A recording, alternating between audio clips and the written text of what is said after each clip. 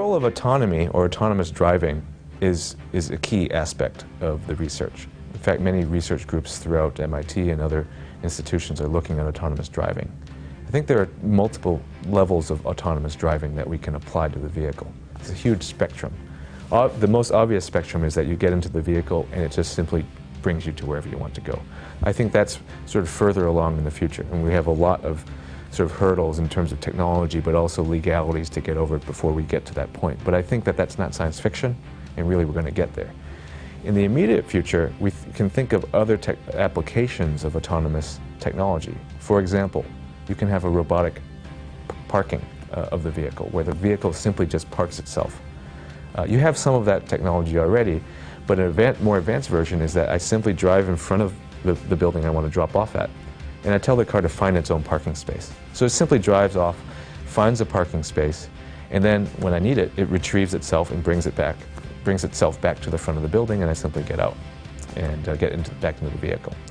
Another application of autonomous driving is a platooning of the vehicle. It's a platoon of vehicles where you have one driver in one vehicle and you have a number of other vehicles with no drivers in them following along in a pack, essentially. That is actually very useful in the redistribution of vehicles.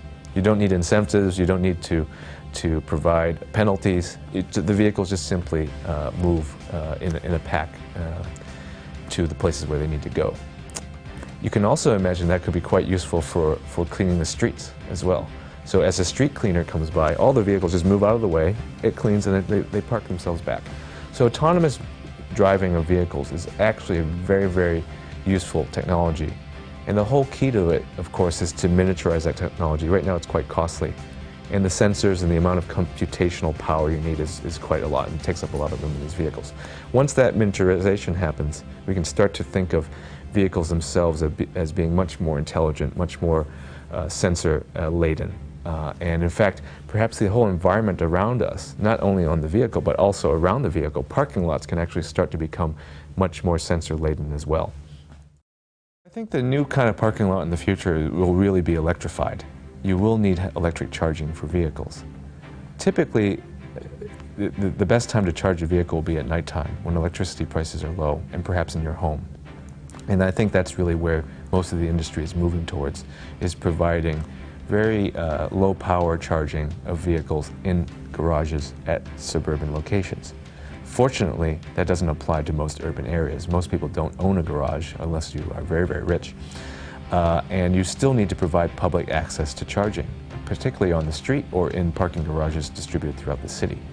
So we're very interested in creating new types of charging schemes that provide not only for a much safer experience, a much more intuitive experience, but perhaps looking at things like wireless power transmission, inductive charging, where a vehicle simply parks over a pad and it charges itself automatically. This is not only useful because you don't have to handle the cord anymore, it's much safer as well. And in a shared use scheme like Mobility on Demand, it's very hard to imagine people remembering to actually physically plug in. And in fact, a lot of chargers don't have a lock, so I can simply remove it, or some kids can remove the plug. So what do you do when the car drains itself? So that's one new area, is the investigation of charging infrastructure, where you can make charging ubiquitous, essentially, where everywhere you park, you can basically charge the vehicle. The second area of research is how to develop rapid charging of vehicles, where you can quickly recharge a vehicle within 30 minutes or 20 minutes.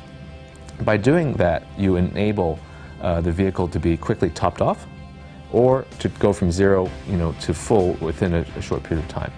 The short period of time charge is useful for long distance travel. If I'm going to travel from here to New York, from Boston to New York, perhaps I want a rapid charge somewhere in Connecticut one time and go to a rest stop.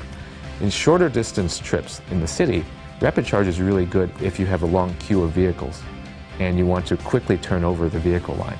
Of course, rapid charging is not the ubiquitous charging solution, because rapid charging is more costly and consumes a lot more power.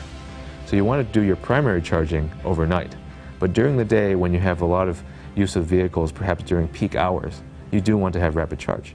Rapid charge is also useful in emergency situations, where you have almost no charge left, and you can basically boost in 5 minutes or less enough charge so that you can drive home.